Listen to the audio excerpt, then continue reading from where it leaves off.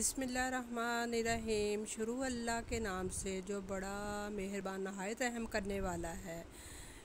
नबी पाक सल्लल्लाहु अलैहि वसल्लम पे लाखों करोड़ों दरूदो सलाम।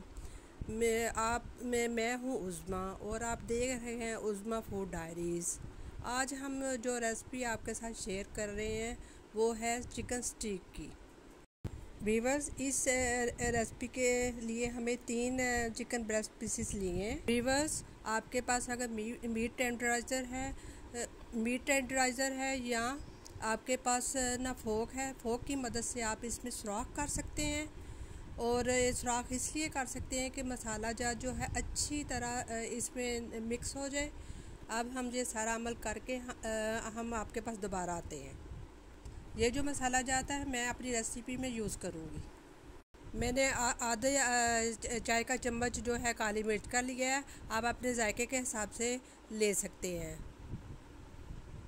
और आधी चम्मच मैंने नमक का लिया। व्यूवर्स, ये वॉस्टर सॉस है और ये 3 पीसेस हमने चिकन ब्रेस्ट के लिए हैं। और ये 2 टेबलस्पून वॉस्टर सॉस के हैं। ये जो वॉस्टर सॉस है ये सोया सॉस के साथ मिलता जुलता है, जो मार्केट के में आसानी के साथ मिल जाएगा। 2 टेबलस्पून मैंने जैतून का तेल लिया है और आधी टीस्पून मैंने ऑर्गेनो लिया है और 2 टेबलस्पून मैंने मस्टर्ड पाउडर के लिए हैं।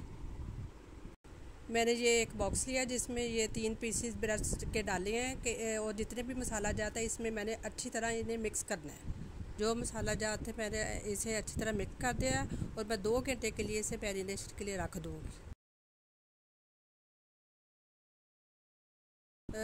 मैरिनेशन हुए 2 घंटे हो गए हैं। अब मैंने एक ग्रिल पैन लिया है। 2 टेबलस्पून मैंने जैतून का तेल लिया है और ग्रिल पैन में मैंने ग्रीस कर दूँगी। और अगर आपके पास इसके अलावा भी दूसरा तेल है तो वो भी आप यूज़ कर सकते हैं। और अगर जो डाइट पे हैं तो मैं उनको मशवरा यही दूँगी कि वो जैतून का तेल ही इस्तेमाल करें। अब ये मैंने पैन को ग्रीस कर लिया अच्छी तरह। और ये जो बॉक्स में मैंने चिकन के पीस रखे हुए हैं, अच्छी तरह जो ना मसाला लगा हुआ है वो नीचे से इसको अच्छी तरह इसको ना दोबारा लगा लूँगी कि नीचे ना मसाला ना रहे। बॉक्स में से हमने एक पीस उठा के ग्रिल पैन में ना रख देना है और ना फिर 5 और 10 मिनट के बाद इसको ऊपर नीचे करते रहना कि ना ये जले नहीं। जी, मैंने इसको एक तरफ से पका लिया है। अब मैं इसको दूसरी तरफ से पका रही हूँ। अब हम टैरागन सॉस बनाएंगे और इसमें हम 2 टेबलस्पून मक्खन के डालेंगे